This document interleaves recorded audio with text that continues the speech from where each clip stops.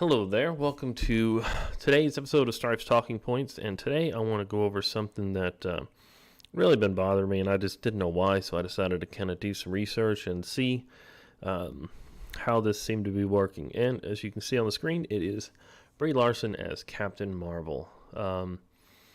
When I first saw the previews, I was very interested in. Over time, I've gotten less and less interested in this movie, and it seems more and more that I'm not excited for it. I just don't really care. It's an oddball thing because I love these movies and actually kind of like Brie Larson overall. But yeah, so let's start here. You see this image, the non-smiling image. I'm perfectly fine with that. I kind of think the smile looks a little weird. But anyway, here is, what is this? South China News or something like that. The South China Morning Post. 5 things you need to know about Captain Marvel. Well, 1. Larson's career started when she did comedic sketches on the Jay Leno Show back in '98. How interesting. No, not really.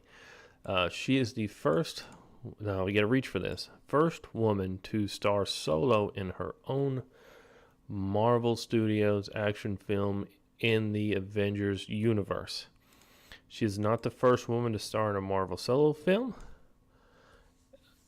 unless you flip into, and she's not the first woman in the universe, she is the first solo woman in the current Avengers universe. Because there have been other women in several Marvel movies before this.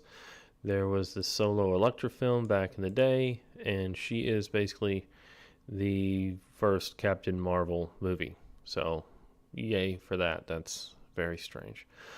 She raised money for the Time's Up Legal Defense Fund. Very nice of her. Captain Marvel is a force to be reckoned with. This talks about just her training, some kind of hip thrust thing, which doesn't seem to make any sense to me. Carol Danvers is not the first time she played a strong female character. She was one in Kong Skull Island. Now, I actually kind of like that movie. Wasn't even aware that was her.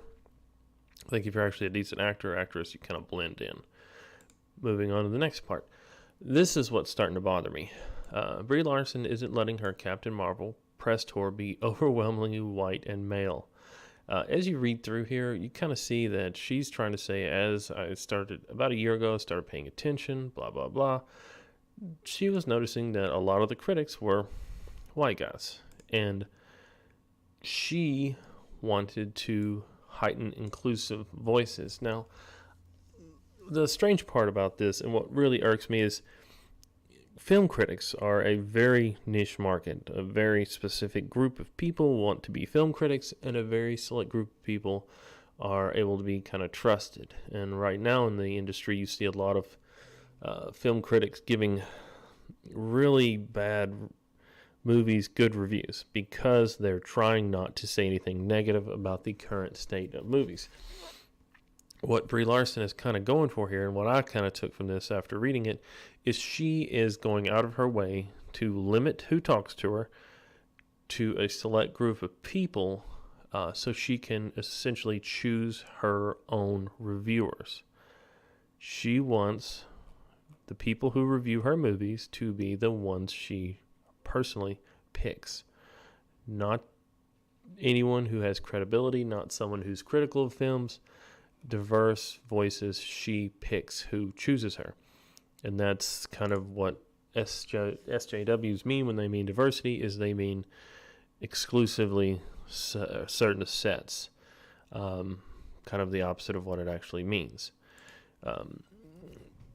Brie Larson's doing the empowering film Captain Marvel is my superpower. Set to change the MCU by storm. Now, I actually have a whole list here that we'll go through on a secondary video about Captain Marvel. It is not a very popular comic book at all. She didn't. Carol Danvers didn't apologize for herself. Really felt that was a valuable trait because it is incredibly flawed and makes because she is incredibly flawed and makes a lot of mistakes and has to asks to atone for them, and it's super valuable. Wait, she didn't apologize for herself, Larson said of Danvers. I felt like it was a really valuable trait because she is incredibly flawed and makes a lot of mistakes and has to ask to atone for them, and that is super valuable. That doesn't seem to make any sense to me at all.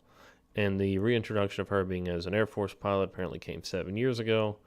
The Captain Marvel trailer 2 here, 32 million views, overwhelmingly liked video. 782,000 people did that. Give it a thumbs up. Comments are all over the place. I have watched this multiple times. I can tell you, I'm not a big fan of the previews. The weird old lady and her getting a fight on a train. That looks interesting. Something about green blood, Kree Empire, baby Sam-El, glowy lady, and that's it. There's a cat. The cat was stole the show apparently.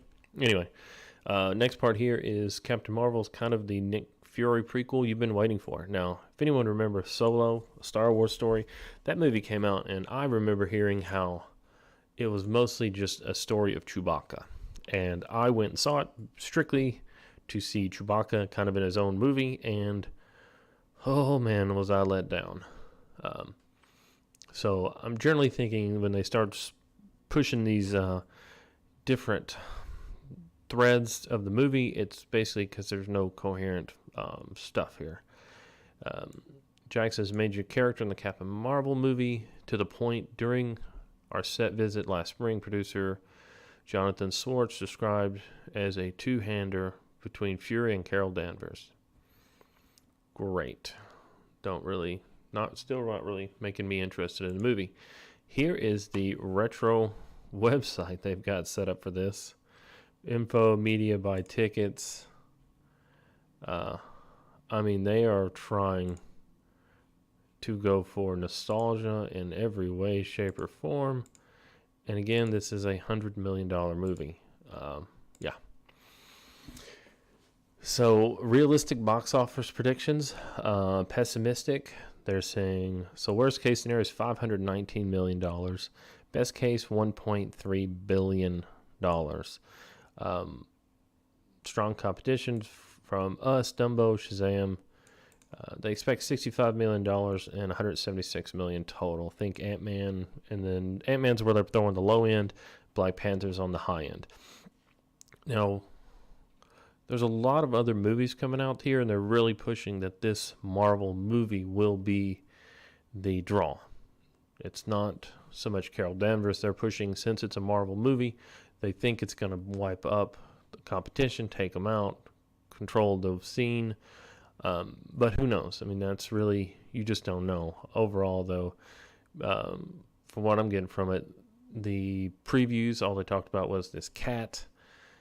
The Brie Larson herself is very alienating and trying to pick the people who will do her interviews because she wants to kick out people who may not like her movie or her. She started GoFundMe to pay for young girls to go see her movie. I found that just amazing that this movie will be so empowering to women, unlike every other female superhero movie out there, and you need to donate money so young girls can go see this.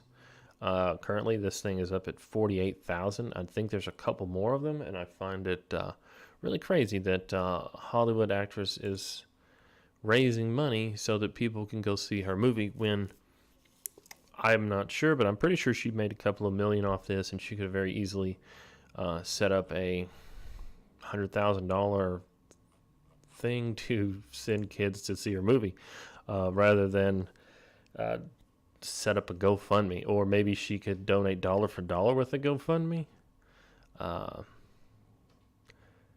Yeah, Captain Marvel is Marvel Studios' first woman-led film. That is incorrect. She will be the most powerful superhero in the Marvel Cinematic Universe. Going to come to that in just a few moments. Actually, it'll be in a second video, which will come out right after this one because these things are way too long. And as I see, I just broke the 10-minute mark. So stay tuned or come back for part 2, and I'll have that momentarily. Thank you.